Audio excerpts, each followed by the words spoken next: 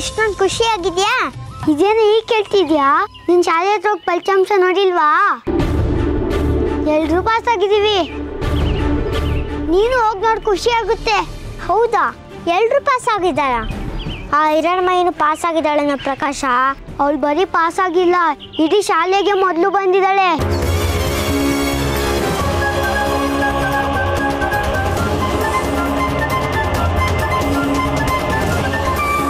ಅಲ್ವೋ ಪ್ರಕಾಶ, ಅವತ್ತು ನಾವು ಮೇಷ್ರಮ್ಮನ ಮನೆಗೆ ಹೋಗಿ ಅವಳು ಬರ್ತಿರೋ ಪೇಪರ್ನ ನಾವೇ ಅರ್ಧಾಕಿದ್ವಲ್ಲೋ. ಆ ಕೆಲಸ ಮಾಡಿದ್ ನೀನು, ನಾನಲ್ಲ. ನನ್ಗೇನು ಗೊತ್ತು ನೀನು ಅವಳ ಪೇಪರ್ ಅರ್ಧಾಕಿದ್ಯೋ ಇನ್ಯಾರ್ದೋ ಪೇಪರ್ ಅರ್ಧಾಕಿದ್ಯೋ. ಒಂದು ವೇಳೆ ಬೇರೆ ಯಾರ್ದಾದ್ರೂ ಅರ್ಧಾಕಿದ್ರೆ ಅವ್ರು ಫೇಲ್ ಆಗಬೇಕಾಗಿತ್ತಲ್ವಾ? ನೀ ನೋಡಿದ್ರೆ ಎಲ್ಲರೂ ಪಾಸು ಅಂತ ಅಂತಿದ್ಯಾ? ಅದೆಲ್ಲ ನಂಗೆ ಗೊತ್ತಿಲ್ಲ ಅಪ್ಪ. ಒಟ್ಟಲ್ಲಿ ಎಲ್ಲರೂ ಪಾಸು. ನಾನಂತೂ ಆಟೋದಕ್ಕೆ ಹೋಗ್ತೀನಿ. ಲೋ ಪ್ರಕಾಶ, ನಿಂತ್ಕೊಳ್ಳೋ. ಏ ಪ್ರಕಾಶ, ನಿಂತ್ಕೊಳ್ಳೋ.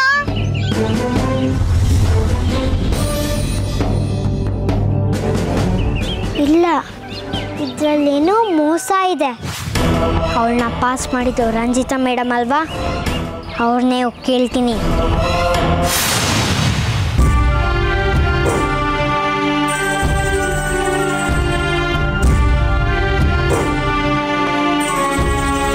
ಅಜ್ಜಿ, ರಾತ್ರಿ ಕಳೆದು ಬೆಳಗಾಯ್ತು, ಆದರೂ ಅಪ್ಪ ಮಗಳು ಇನ್ನೂ ಪತ್ತೆ ಇಲ್ಲ. ಮಗುಗೇನಾಗಿದೆಯೋ ಏನೋ. ನನಗೆ ಯಾಕೋ ತುಂಬ ಆತಂಕ ಆಗ್ತಿದೆ ಅಜ್ಜಿ. ನಾನೇ ಒಂದು ಹೆಜ್ಜೆ ಆಸ್ಪತ್ರೆಗೆ ಹೋಗಿ ನೋಡ್ಕೊಂಡು ಬಂದ್ಬಿಡ್ಲಾ? ಬೇಡ ರಶ್ಮಿ, ಇಡೀ ನನ್ನ ಜೀವನ ಎಲ್ಲ ಬರೀ ಹುಡುಕೋದೇ ಆಯ್ತು. ನೀನು ಆ ಕಡೆ ಹೋಗಿ ಅವ್ರು ಈ ಕಡೆ ಬಂದು ನೀನಿಲ್ಲ ಅಂತ ಗೊತ್ತಾದ್ರೆ ಬೇಜಾರು ಮಾಡ್ಕೋತಾನೆ. ನೋಡು, ಇಡೀ ರಾತ್ರಿನೇ ಕಾದಿದ್ದೀವಿ, ಇನ್ನೊಂದು ಸ್ವಲ್ಪ ಹೊತ್ತು ಕಾಯೋಣ. ನೀನ್ ಮಾತ್ರ ಹೋಗೋದು ಬೇಡ ಕಣೆ. ಇಲ್ಲ ಅಜ್ಜಿ, ನನ್ನ ಮನಸ್ಸು ಯಾಕೋ ತಡಿತಾ ಇಲ್ಲ. ನಾನೊಂದು ಹೆಜ್ಜೆ ಹೋಗಿ ನೋಡ್ಕೊಂಡು ಬಂದ್ಬಿಡ್ತೀನಿ. ಅಕಸ್ಮಾತ್ ಅವ್ರೇನಾದರೂ ಬಂದರೆ ನಾನು ಅವ್ರನ್ನೇ ಹುಡ್ಕೊಂಡು ಹೋಗಿದ್ದೆ ಅಂತ ಹೇಳ್ಬಿಡಿ. ಹಿರಣ್ಮಯಿ, ಎತ್ಕೊಳ್ಳ? ನಡಿಯೋದಕ್ಕೆ ಯಾಕಷ್ಟು ಒದ್ದಾಡ್ತಿದ್ಯಾ? ಬೇಡಪ್ಪ, ನಾನು ತುಂಬಾ ಡುಮ್ಮಿ ಆಗಿದ್ದೀನಿ. ಆಮೇಲೆ ನೀನು ಎತ್ಕೊಂಡು ನಿಂಗೆ ಸುಸ್ತಾದ್ರೆ ಏನ್ ಮಾಡೋದು?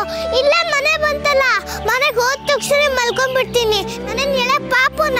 ನೋಡು, ಮನೆಗೆ ಹೋದ ತಕ್ಷಣ ಊಟ ಮಾಡ್ಕೊಂಡು ಮಲ್ಕೋ, ಇಲ್ಲ ನಿದ್ದೆ ಹಸುವಾಗುತ್ತೆ, ಆಯ್ತಾ? ಬಾ.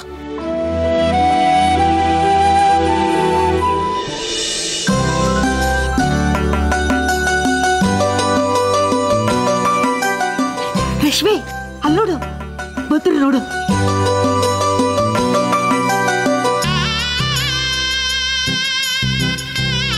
ಪುಟ್ಟ, ಹುಷಾರಾಗಿದ್ಯಾ? ನಿನಗೇನೂ ಆಗಿಲ್ಲ ತಾನೆ? ಬಂಗಾರಿ ಅವರೇ, ಆಸ್ಪತ್ರೆಯಲ್ಲಿ ಏನಂತ ಹೇಳಿದ್ರು? ಹುಷಾರಾಗಿದ್ದಾಳ ಹಿರಣ್ಮಯಿ? ಬಿಡಿ, ಅದೆಲ್ಲ ಆಮೇಲೆ ಮಾತಾಡೋಣ. ಕಂದ, ಬಾ ನೀನು ಒಳಗೆ. ನಿಂಗೆ ಏನಾದರೂ ತಿನ್ನಿಸ್ಬಿಟ್ಟು ಮಲಗಿಸ್ತೀನಿ. ಬೇಡ, ನಮ್ಮ ಪಾಡೆ ನಮ್ಮನ್ನು ಬಿಟ್ಬಿಡಿ. ಈಗ ಮಾಡಿರೋ ಉಪಕಾರನೇ ಸಾಕು. ಮಗಳೇ, ಹೋಗಿ ಮಲ್ಕೋ.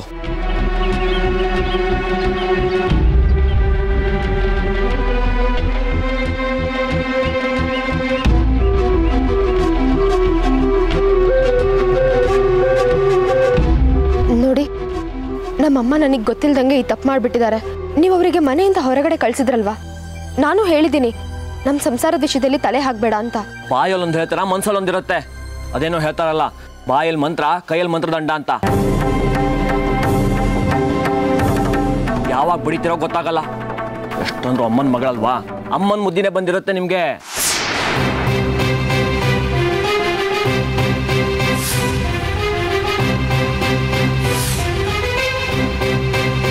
ಏನ್ ಬಂಗಾರಿ ಅವರೇ, ನನ್ನ ಬಗ್ಗೆ ಗೊತ್ತಿದ್ದು ಹೀಗೆ ಮಾತಾಡ್ತಿದ್ದೀರಲ್ಲ? ನಿಮ್ಮ ಮನ್ಸಿನಲ್ಲಿರೋ ಹಾಗೆ ನಡ್ಕೋತೀನಿ ಅಂತ ಅಮ್ಮನವ್ರ ಮೇಲೆ ಪ್ರಮಾಣ ಮಾಡಿ ಹೇಳಿದ್ನಲ್ಲ? ಹೌದು, ಅಲ್ಲಿ ಪ್ರಮಾಣ ಮಾಡಿದ್ರಿ. ಆದ್ರೆ ಈಗ ಆಗಿದ್ದೇನು? ಅಲ್ಲಿ ಪ್ರಮಾಣ ಮಾಡೋ ನಾಟಕ ಮಾಡಿದ್ರಿ, ಈಗ ಇಲ್ಲಿ ಬಂದು ಮುರಿಯಲ್ಲ ಅಂತ ಯಾವ ಖಾತ್ರಿ? ಯಾರನ್ನು ನಮ್ದೇ ಇರೋ ಪರಿಸ್ಥಿತಿ ತಲುಪಿಟ್ಟಿದ್ದೀನಿ ನಾನು. ಏನ್ ಮಾತು ಅಂತ ಆಡ್ತಿದ್ರ ಬಂಗಾರಿ ಅವರೇ? ನನ್ನ ಮೇಲೆ ನಿಮಗೆ ಅಷ್ಟು ನಂಬಿಕೆ ಇಲ್ವಾ? ಅಪ್ಪ ಅಮ್ಮನ ಮಾತು ಧಿಕ್ಕರಿಸಿ ನಾನು ನಿಮ್ಮನ್ನ ಮದುವೆ ಆಗಿದ್ದೀನಿ. ನೋಡಿ, ಮದುವೆ ಆಗೋದಕ್ಕೆ ನಾನು ಒಪ್ಪಿರ್ಲಿಲ್ಲ. ನಿಮ್ಗಳ ಬಲವಂತಕ್ಕೆ ನಾನು ಮದುವೆ ಆಗೋದಕ್ಕೆ ಒಪ್ಪಿದ್ದು. ನಿಮ್ಮನ್ನು ನೋಡಿ ನಾನು ನನ್ನ ಮಗಳು ಒಂದೊಂದ್ಸಲ ಅನ್ಕೋತೀನಿ ಎಷ್ಟು ಪುಣ್ಯ ಮಾಡಿದ್ದೀವಿ ನಿಮ್ಮ ಪಡೆಯೋಕೆ ಅಂತ. ಆದರೆ ಹಾಗೆ ಅನ್ಕೊಂಡು ಮರುಕ್ಷಣನೇ ಅದನ್ನೆಲ್ಲ ಮಣ್ಣು ಮಾಡ್ಬಿಡ್ತೀರಾ.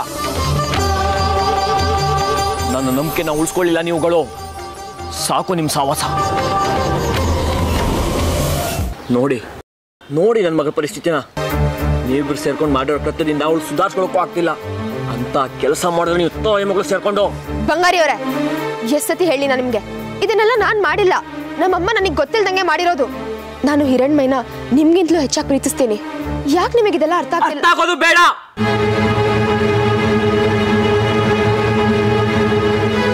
ಅಜ್ಜಿ, ಇವ್ರಗಳ ದೆಸೆಯಿಂದ ರಾತ್ರಿಯಲ್ಲಿ ನಿದ್ದೆ ಇಲ್ಲ. ಒಂದು ಲೋಟ ಕಾಫಿ ಕೊಡಿ. ಬಂಗಾರಿ ಅವರೇ, ನನ್ನ ಮಾತು ಸ್ವಲ್ಪ ಕೇಳಿ.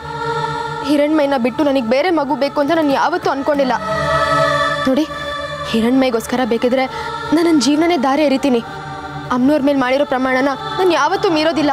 ನನ್ನ ನಂಬಿ ಬಂಗಾರಿ ಅವರೇ. ನೋಡಿ, ಬಾಯಲ್ಲಿ ಹೇಳಿದ್ರೆ ಆಗಿಲ್ಲ, ಅದನ್ನ ನಾನು ನಿರೂಪಿಸಿ ತೋರಿಸ್ಬೇಕು. ಆವಾಗಲೇ ಎಂಥವ್ರಿಗಾದ್ರೂ ನಂಬಿಕೆ ಬರೋದು.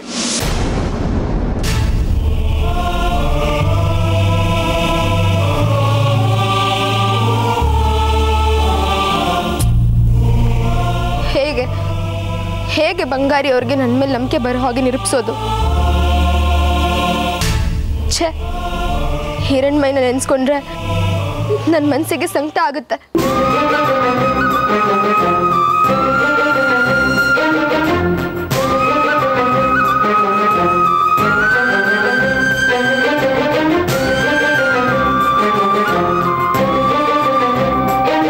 ಆಗ್ಲಿ, ನಾನೇನು ಅಂತ ಬಂಗಾರಿ ಅವ್ರಿಗೆ ನಾನು ತೋರಿಸ್ತೀನಿ.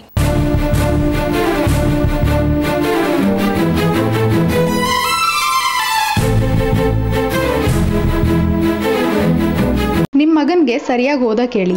ಸರಿ ಮೇಡಮ್, ನಾನಿನ್ ಬರ್ತೀನಿ. ಸರಿ, ಹೋಗಿ ಬನ್ನಿ.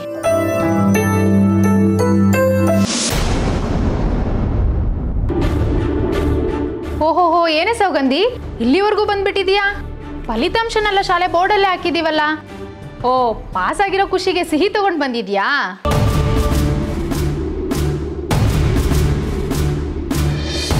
ನಾನು ನೇರವಾಗಿ ಪ್ರಶ್ನೆ ಕೇಳ್ತೀನಿ, ನೀವು ನೇರವಾಗಿ ಉತ್ತರ ಕೊಡಬೇಕು.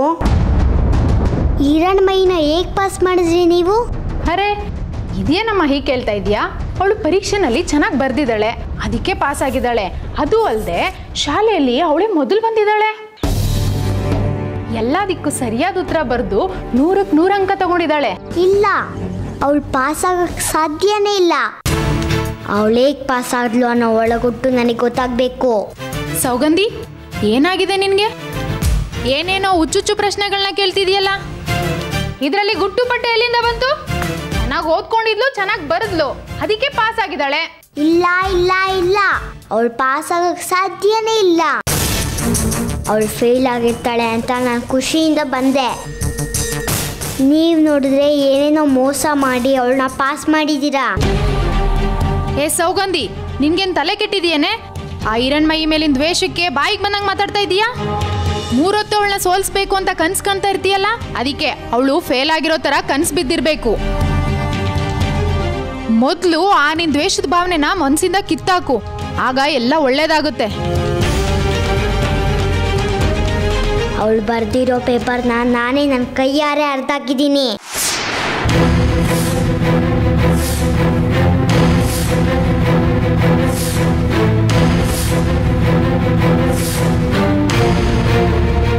ಅವಳು ಬರ್ದಿರೋ ಪೇಪರೇ ಇಲ್ಲ ಅಂದಮೇಲೆ ಅವಳು ಪಾಸ್ ಆಗಕ್ಕೆ ಹೇಗೆ ಸಾಧ್ಯ?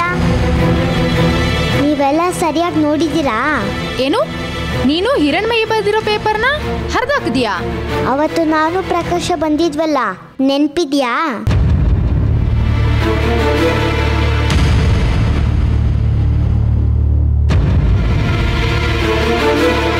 ಮೇಸ್ಟ್ರಮ್ಮ, ನನಗೆ ತುಂಬ ಬಾಯಾರಿಕೆ ಆಗ್ತಿದೆ ಮೇಸ್ಟ್ರಮ್ಮ.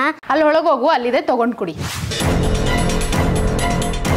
ಮೇಸ್ಟ್ರಮ್ಮ, ನನಗೆಲ್ಲ ಗೊತ್ತು, ಕೊಡಿ, ಮನೆಗೆ ಹೋಗಿ ಓದ್ಕೊಂತೀನಿ. ಹೇ, ನಾನು ಇನ್ನೂ ಅರ್ಧ ಹೇಳ್ಕೊಟ್ಟಿದ್ದೀನಿ ಕಣೋ, ಪೂರ್ತಿಯಾಗಿ ಹೇಳ್ಕೊಟ್ಟಿಲ್ಲ. ಮನೆಗೆ ತಡವಾಗಿ ಹೋದ್ರೆ ಬೈತಾರೆ, ಅದಕ್ಕೆ ಈ ಬಾರಿ ಸೌಗಂಧಿ.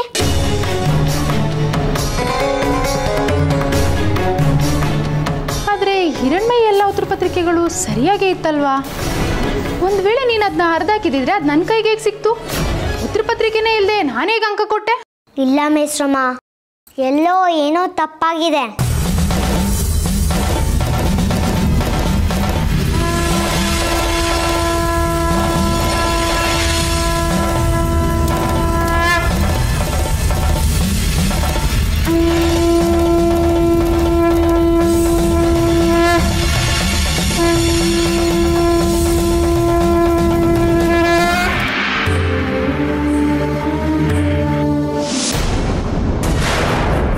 ಚೇತು, ರವಿ, ಹಿರಣ್ಮಯಿ.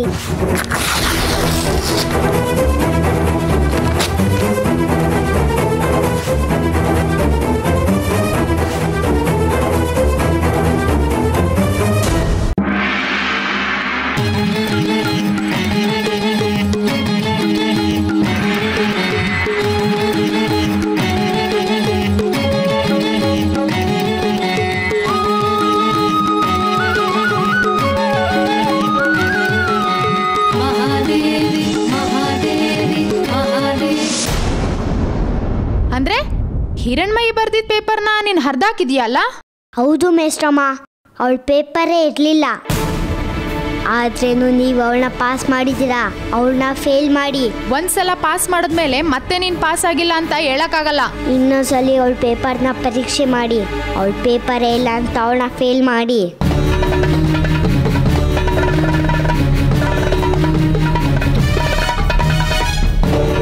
ಹಾಗೆಲ್ಲ ಮಾಡೋಕ್ಕಾಗಲ್ಲ ಸೌಗಂಧಿಕಾ. ಯಾಕೆ ಮಾಡೋಕ್ಕಾಗಲ್ಲ? ಅವಳೇನಾದರೂ ನಿಮಗೆ ಲಂಚ ಕೊಟ್ಟಿದ್ದಾಳಾ?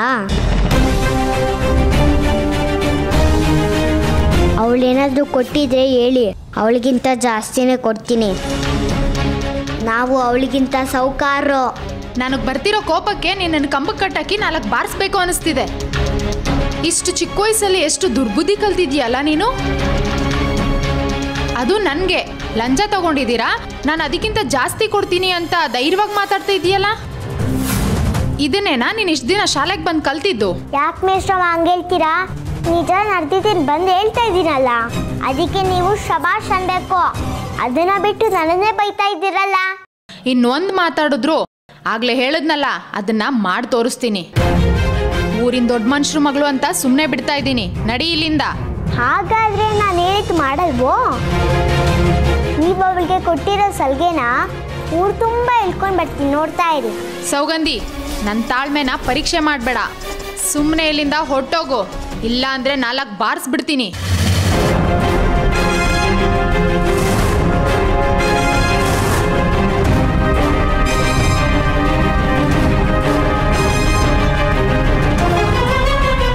ಬಂಗಾರಿ, ಲೋ ಬಂಗಾರಿ, ಏನ್ ಮಾಡ್ಕೋತಾರೋ ಈಗಿನ ಕಾಲದ ಹುಡುಗರು. ಮದುವೆ ಆಗಿ ಇನ್ನೂ 1 ತಿಂಗಳು ಕಳೆದಿಲ್ಲ, ಹಗ್ಲೇ ಇರಿಸು ಮುರುಸು ಸುರು. ಅದೇನೋ ಹೇಳ್ತಾರಲ್ಲ, ಗಂಡ ಹೆಂಡ್ರ ಜಗಳ ಉಂಡು ಮಲ್ಗೋ ತನಕ ಅಂತ. ಆದ್ರೆ ಇವ್ರದ್ದು ಮಲ್ಗೋ ಹೊತ್ತಿನಲ್ಲೇ ಶುರುವಾಗುತ್ತೆ. ಇವ್ರನ್ನ ಒಂದುಗೂಡ್ಸೋದೇ ನನ್ನ ಕೆಲಸ ಆಗೋಯ್ತು.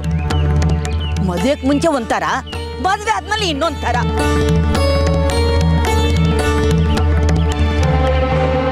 ಅಪ್ಪ ಪಂಚಾಕ್ಷರಿ,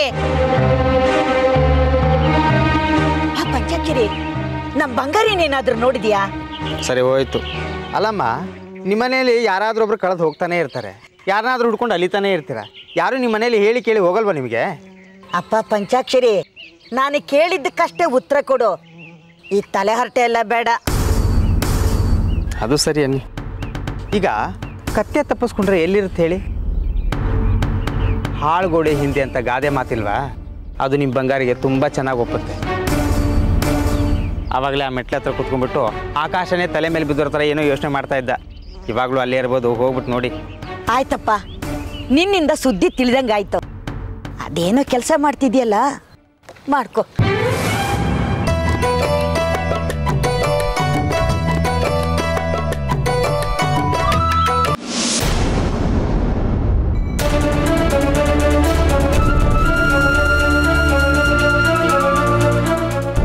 ಇವತ್ತು ನಾಂದಿ ಮುಹೂರ್ತ ಅಲ್ವಾ, ನಿಮ್ಗೆ ಅಡ್ಡಿ ಆಗಬಾರ್ದು ಅಂತ ನಾನೇ ಹಾಲಿಗೆ ಒಂಚೂರು ನಿದ್ದೆ ಮಾತ್ರೆ ಹಾಕಿ ಕೊಟ್ಟಿದ್ದೀನಿ. ಅವರಿಗೆ ಅವ್ರ ಮಗಳು ಮುಖ್ಯ ಆದರೆ ನನಗೂ ನನ್ನ ಮಗಳ ಸುಖ ಮುಖ್ಯ. ನನ್ನ ಮಗಳನ್ನು ಗಿಳಿ ಹಾಕಿ ಸಾಕಿದ್ದೀನಿ. ಅವಳಿಗೆ ಯಾವ ಸುಖ ಇದೆ ಈ ಮನೆಯಲ್ಲಿ? ಅದನ್ನು ಕೇಳೋರು ಯಾರಿದ್ದಾರೆ ಈ ಮನೆಯಲ್ಲಿ? ಯಾವಾಗಲೂ ನನ್ನ ಮಗಳಿಗೆ ಏನಾದರೂ ಮಾಡಬೇಕು ಅಂತ ಕಾಯ್ತಾನೆ ಇರ್ತಾರೆ. ಇವತ್ತು ಅವರಮ್ಮ, ನಾಳೆ ಅವಳು ಏನಾದ್ರು ಹೀಗೆ ಮಾಡಿಬಿಟ್ರೆ ನನ್ನ ಮಗಳು ಕಾಪಾಡೋದು ಯಾರು? ನಾನು ಯಾವಾಗಲೂ ಇದ್ದು ಅವಳನ್ನ ಕಾಪಾಡ್ಕೊಳಕ್ಕಾಗತ್ತಾ? ಇಲ್ಲ, ಅವಳನ್ನ ಯಾವುದಾದ್ರೂ ಸುರಕ್ಷಿತವಾದ ಜಾಗಕ್ಕೆ ಸೇರಿಸ್ಬೇಕು. ಅಮ್ಮ, ಮಾತಾಯಿ, ನೀನೇ ನನ್ನ ಮಗಳನ್ನ ಕಾಪಾಡ್ಬೇಕಮ್ಮ, ನೀನೇ ಕಾಪಾಡಬೇಕು. ಲೋ ಬಂಗಾರಿ, ಯಾಕೋ ಹೀಗೆ ಮಾಡ್ತೀಯ? ನನಗೂ ವಯಸ್ಸಾಯ್ತು ಕಣೋ. ಯಾವಾಗಲೂ ನಿಮ್ಮಗಳನ್ನ ಹುಡುಕೊಂಡು ಅಲಿಯಕ್ಕಾಗಲ್ಲ ಕಣೋ. ಅಯ್ಯೋ, ನೀವ್ಯಾಕೆ ಬರಕ್ ಹೋದ್ರಿ? ಇನ್ನೊಂದು ಅರ್ಧ ಗಂಟೆಯಲ್ಲಿ ನಾನೇ ಬರ್ತಿದ್ದೆ. ಯಾಕೋ ನನ್ನ ಮನಸ್ಸು ಸರಿ ಇಲ್ಲ, ಅದಕ್ಕೆ ಇಲ್ಲಿ ಬಂದು ಕೂತೆ. ನೀನೇನು ಮನಸ್ಸು ಸರಿ ಇಲ್ಲ ಅಂತ ಇಲ್ಲಿ ಬಂದು ಕೂತು ಬಿಟ್ಟಿಯಪ್ಪ. ಆದ್ರೆ ಮನೇಲಿರೋ ಆ ಹೆಣ್ಮಗಳು ಅವಳ ಮನಸ್ಸು ತಡಿಬೇಕಲ್ಲ. ಅವಳು ಎಲ್ಲಿ ಹೋದ್ಲೋ ಏನೋ ಒಂದು ಗೊತ್ತಾಗ್ತಿಲ್ಲ ಕಣೋ. ಅಂದ್ರೆ ರಶ್ಮಿ ಮನೇಲಿಲ್ವಾ? ಅದೇ ಹೇಗಪ್ಪ ಇರ್ತಾಳೆ? ನೀನು ಅವ್ರ ಅಮ್ಮನ್ನ ಬೈದು ಆಚೆ ಕಳಿಸ್ದೆ. ಆಮೇಲೆ ಹಿರಣ್ಮಯಿಗೋಸ್ಕರ ರಶ್ಮಿ ಜೊತೆ ಜಗಳನೂ ಆಡ್ದೆ. ಇಡೀ ಮನೆನೇ ಒಬ್ಬೊಬ್ಬರು ಒಂದೊಂದು ದಿಕ್ಕು ಅನ್ನೋ ತರ ಆಗೋಗ್ಬಿಟ್ಟಿದೆ ಕಣೋ. ನನ್ನ ಕಡೆಗಾಲದಲ್ಲಿ ನೀವ್ಯಾರು ನನಗೆ ನೆಮ್ಮದಿ ಇಲ್ದಾಗ ಮಾಡ್ಬಿಡ್ತೀರಾ? ಅಜ್ಜಿ, ಯಾಕೋ ಗೊತ್ತಿಲ್ಲ, ಹಿರಣ್ಮಯಿ ವಿಚಾರದಲ್ಲಿ ಯಾರೇ ಏನೇ ಮಾಡಿದ್ರು ನಾನು ಏನ್ ಮಾಡ್ತೀನಿ, ಏನ್ ಮಾತಾಡ್ತೀನಿ ಅಂತಾನೆ ಗೊತ್ತಾಗಲ್ಲ. ರಶ್ಮಿ ಎಲ್ಲೂ ಹೋಗಿರಲ್ಲ, ಇಲ್ಲೆಲ್ಲೋ ಇರ್ತಾಳೆ. ನಾನು ಹೋಗಿ ಹುಡ್ಕೊಂಡು ಬರ್ತೀನಿ, ನಿಮ್ಮ ಮನೆಗೆ ಹೋಗಿ. ಅಷ್ಟು ಮಾಡಪ್ಪ. ನನ್ನ ಕೈಲಂತೂ ಇನ್ನೆಲ್ಲೂ ಸುತ್ತಾಡಕ್ಕಾಗಲ್ಲ. ಗಂಡ ಹೆಂಡ್ತಿರಿಬ್ರು ಒಟ್ಟಿಗೆ ಮನೆಗೆ ಬಂದು ನಗ್ನಗ್ತಾ ಸಂಸಾರ ಮಾಡಿ. ಸರಿ, ನೀವು ಮನೆಗೆ ಹೋಗಿ, ನಾನು ಹೋಗಿ ಹುಡ್ಕೊಂಡು ಬರ್ತೀನಿ. ಅವಳು ಸಿಕ್ಕದ್ಮೇಲೆ ನೀನ್ ಯಾಕೆ ಮನೆ ಬಿಟ್ಟು ಹೋದೆ ಅಂತ ಅವಳ ಹತ್ರ ಜಗಳ ಆಡ್ಬೇಡ. ಅವಳನ್ನ ನಗ್ನಗ್ತಾ ಮಾತಾಡ್ಸ್ಕೊಂಡು ಮನೆ ಕರ್ಕೊಂಡ್ ಬಾ. ನಾನು ಅವಳಿಗೆ ಬುದ್ಧಿ ಹೇಳ್ತೀನಿ, ಆಯ್ತಾ? ಸರಿ.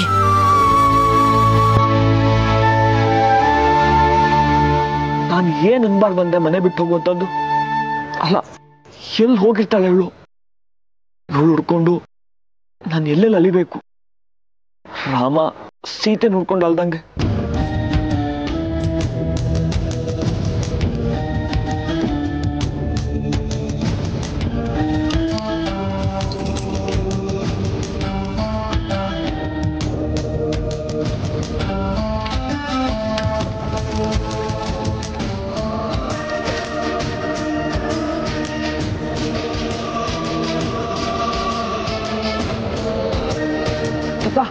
ನನ್ನ ಹೆಂಡತಿ ರಶ್ಮಿನೆಲ್ಲ ನೋಡಿದ್ರಾ?